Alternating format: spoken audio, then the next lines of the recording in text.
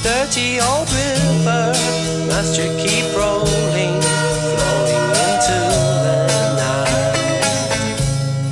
People so busy, make me feel dizzy, taxi lights shine so bright. But I don't need no friend, as long as I gaze on Waterloo sunset, I am in paradise. Every day I look at the world from my window, but chilly, chilly is the evening time. Waterloo sunset time. Waterloo sunset time.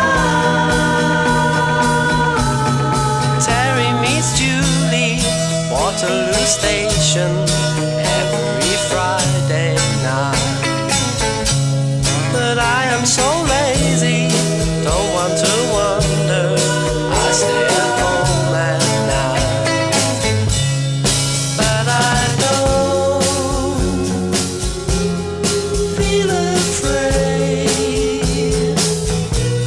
as long as I gaze on Waterloo sunset, I am in paradise. Every day I look at the world from my window, but chilly, chilly is the evening time. Waterloo sunset's fine. Waterloo sunset's fine. Millions of people swarming like flies round Waterloo underground. But Terry and Julie cross over the river where they feel safe and sound. And they don't need no friends, as long as they gaze on Waterloo sunset, they are in paradise.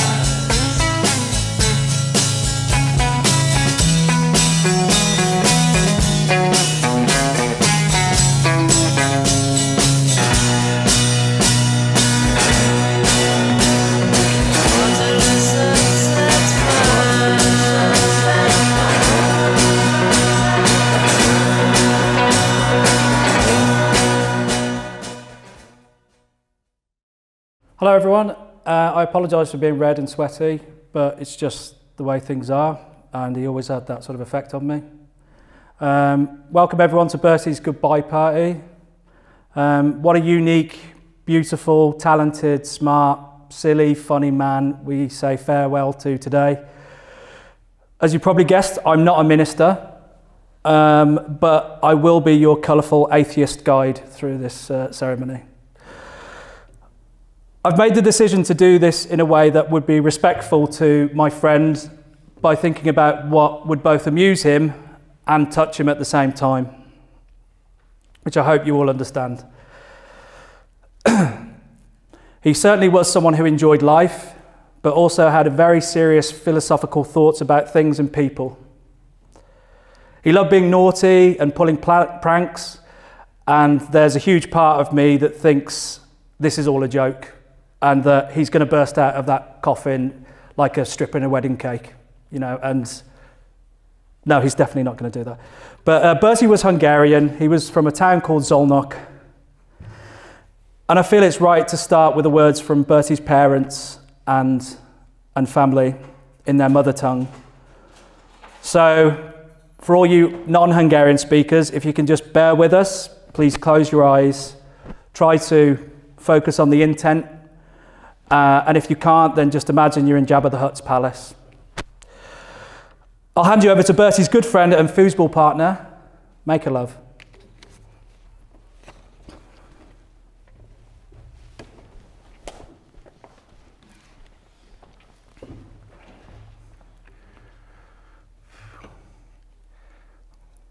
Felolvasom a Bertie kedves szüleinek az üzenetét. Drága egyetlen gyermekünk, megpróbáljuk szavakba önteni a lehetetlent, amit érzünk. Álmodtál egy boldog jövőt, tündőr ilyen szépet, de a kegyetlen sors mindent összetépett. Küzdöttél, de már nem lehet. Most átölel a csend és a szeretet. Számunkra te sosem leszel halott. Ragyogni fogsz, mint a csillagok.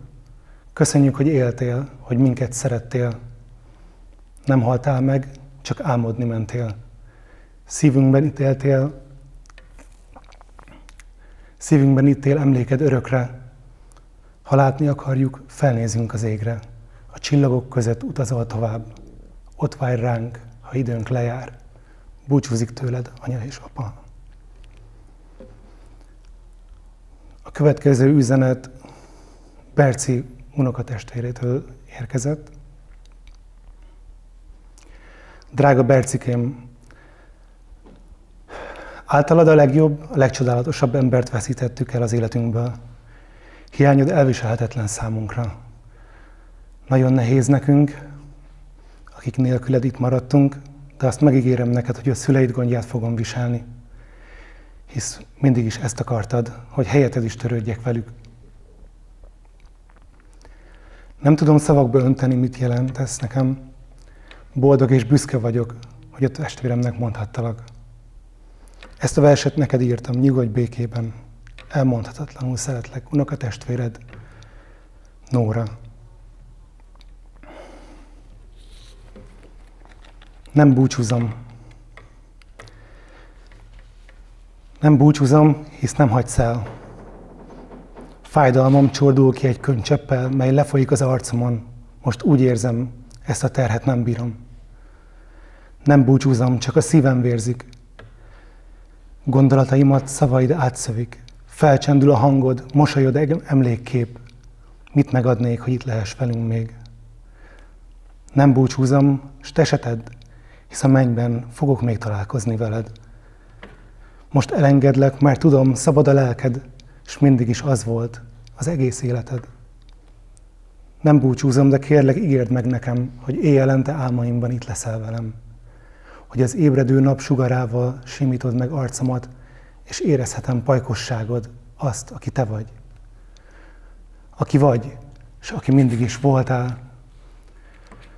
A legcsodálatosabb szín a palettán, a legszabadabb madár az égen, kit nem tarthat senki, soha kezében.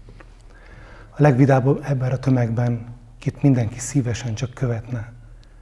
És most a legfényesebb csillag az égen, kérlek, ragyogj, ragyogj csak nékem. Isten veled, barátom!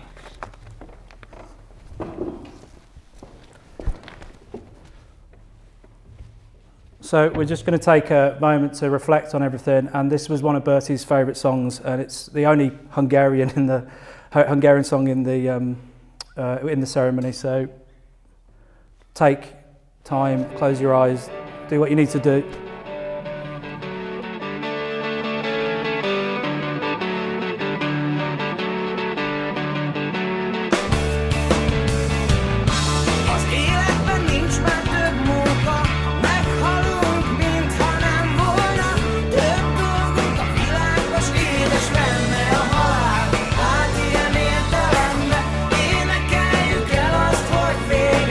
Nem járunk ki többet létre, nem úszunk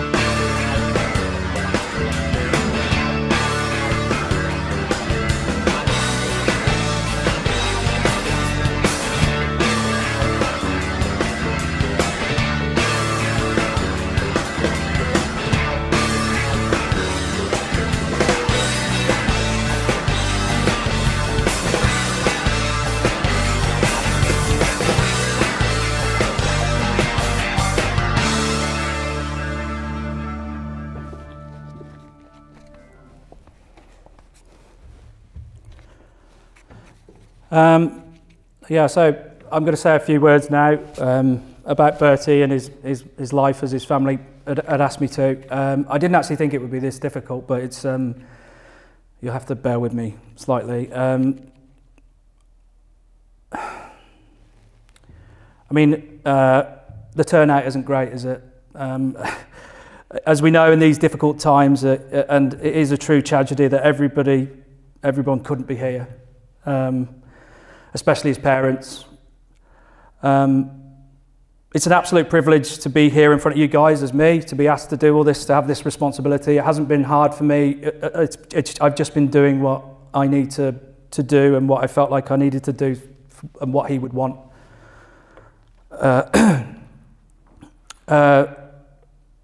I loved Bertie. He was my brother, and we were a double act, and now there's just me. We had so many plans together. We applied for Birkbeck University together, and he was going to study arts and humanities. The personal statement that is in the order of service, or the death brochure, as I'll call it, is what he wrote, and he was approved to get in. We both wrote ours together, so we both complimented each other and spoke about what we want and who we are and things like that. And I don't think there's any sort of better way to depict the idea of Bertie and his self and his aspirations than to read that personal statement, because it really does go into sort of every detail of who he was as a human being.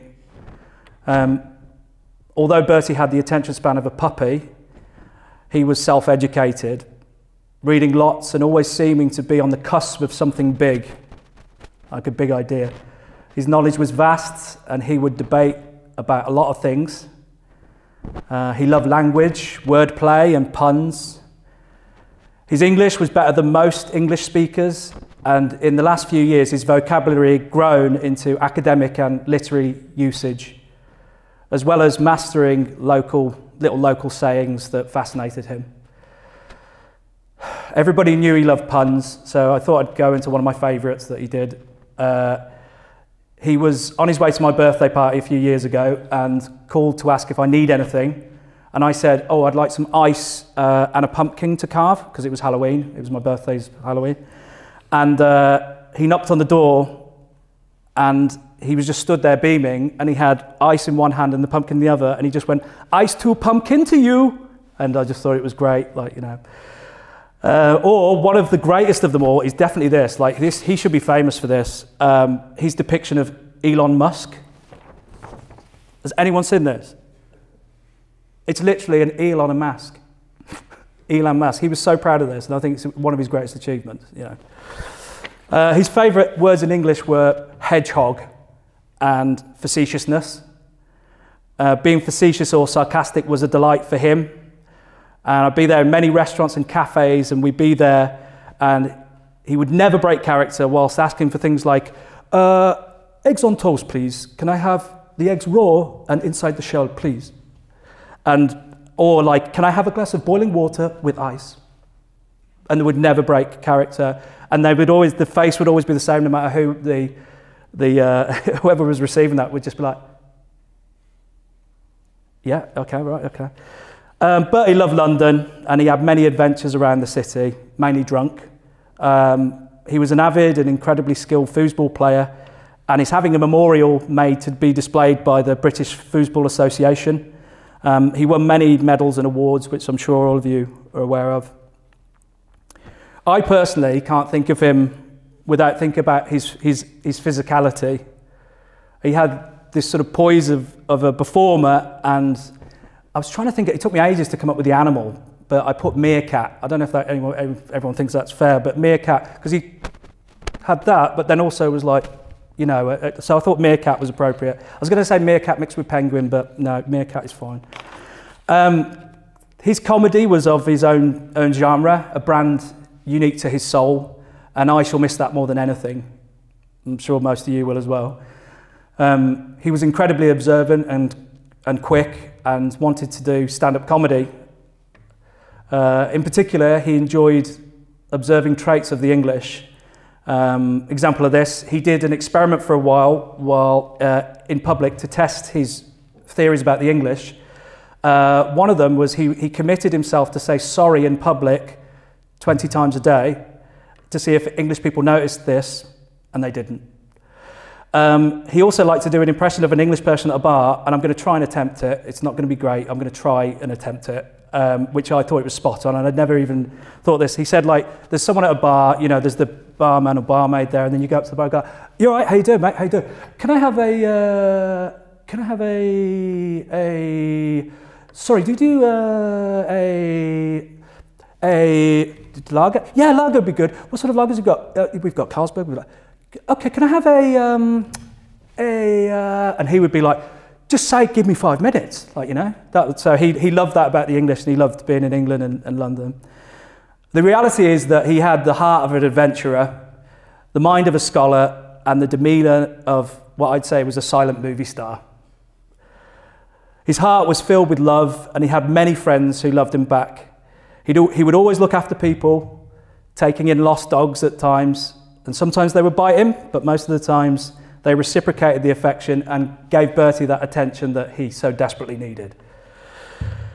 He loved gardening, plants, and the rebirth of nature, and in 2018 he gave birth to his first child, Bob. I was going to get Bob to say a few words, but I'm not into that anymore, so yeah, he's been bugging me today. So I'm going to hand you over now to Bertie's favourite Italian, apparently. Franchise, is that how you pronounce it? Franchise, okay, yeah. So to read a poem.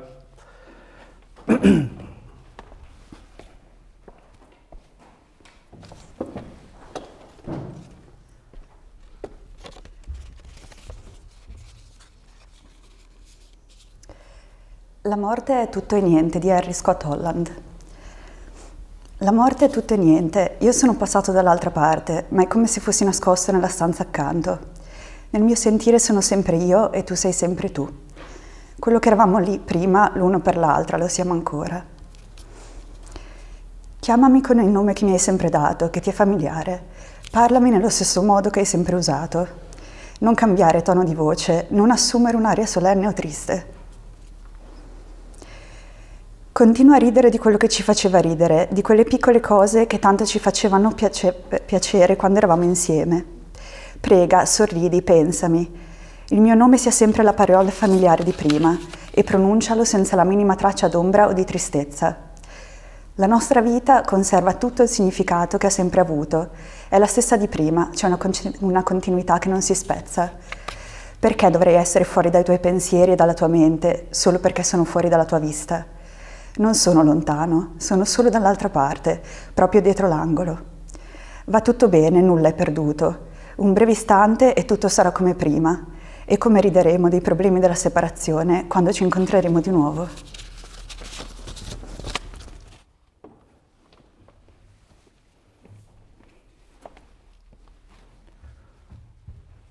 So now I'm going to play another song. This was selected by, all of the songs were selected by everybody really, but to depict also who he was and what he stood for. And I think that every single person here or anyone watching at home would associate with the lyrics and the feeling of this song. So please again take a moment and just listen to the lyrics, think of Bertie and think of nights that you had with him or days or moments. It's raining and the wind is ruthless. It's raining and the wind is ruthless. It's raining and the wind is ruthless. I'm old and cold and tired and useless and toothless, but I'll get by with a little bit of you. Alcohol, tobacco, caffeine, ephedrine and orange juice.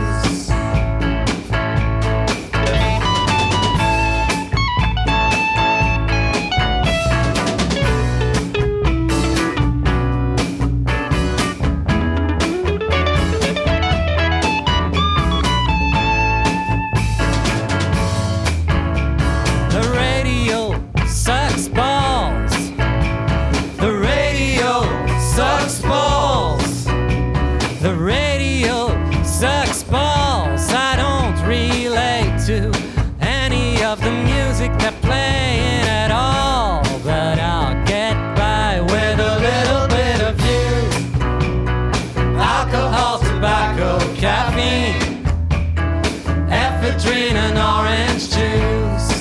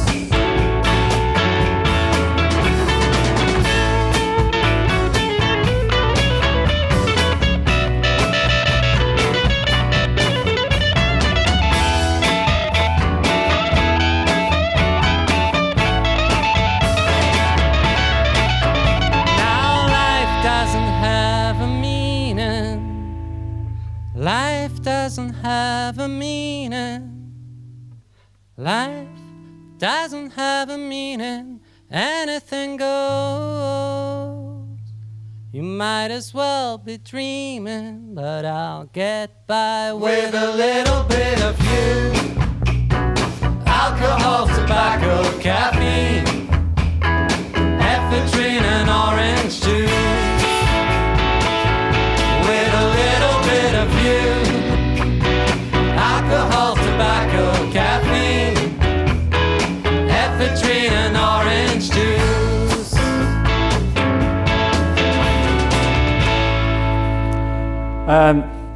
It's the end of the show. I just want to say thanks, and I'm going to read out just a little bit of the personal statement that sums up how I feel about Bertie and how we sort of, I hope that you feel the same, but his attitude towards life, to tragedy, to the hard times that we live in, was to laugh and make fun of it. And I'm going to read this in his own words. I love the versatility of humour. This is one of my greatest tools, and I believe a key element of positive social construct. Whether it's intellectually sophisticated jokes or simple clowning, laughter and foolery will win the hearts and minds of humanity.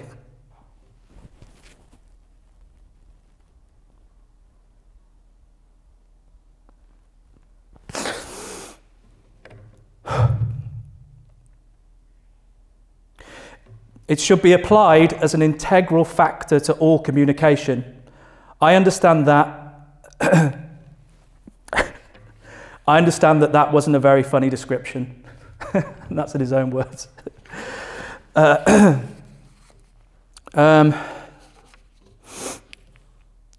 Bertie wasn't religious, but he was definitely a spiritual soul, always looking for answers and stuff like that. And it's been really hard to think how to end this, like being the minister. I believe that in a place like this, I know what he would love me to say. 100%, I know what he would love me to say. Fuck. That's what he'd like. He'd like me to be like, fuck, wouldn't you? Fuck. There you go. I said it in a chapel. There you go. That was for you. Thanks, everyone, and please join us for a drink in the park. I love you, Bertie. See everyone outside.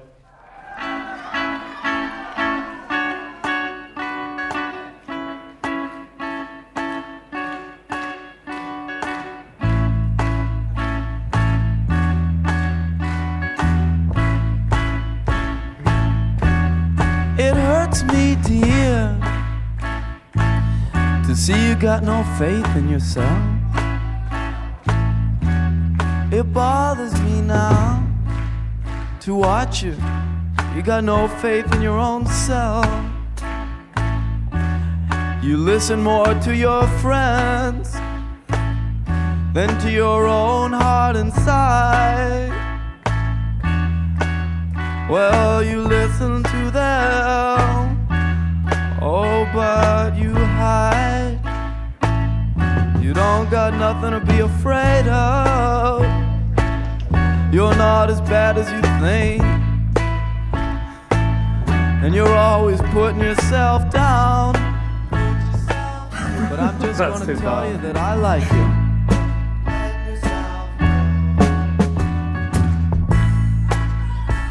Darling, you always put yourself down, but I like you. That's all I came to say. I want my There's no tempo. need to think that other people can do things better than you can do them, 'cause you got the same power in you. I got faith in you. Sometimes you don't have it in your soul, but I got faith in you. And our time is right now. Now we can do anything we really want to. Our time is now, here in the morning of our lives. And it ain't just me who thinks so, dear. I ask my friends. Now, Leroy and Asa and D-Sharp, tell her not to be afraid. Don't be afraid. Tell her it's okay. Csíp csóka, vakvar nyúcska, román basszony kéreci a szekerét, nem adhatom oda, tyúkok ülnek rajta, hash, hash, hash. Our time is now, here in the morning of our lives.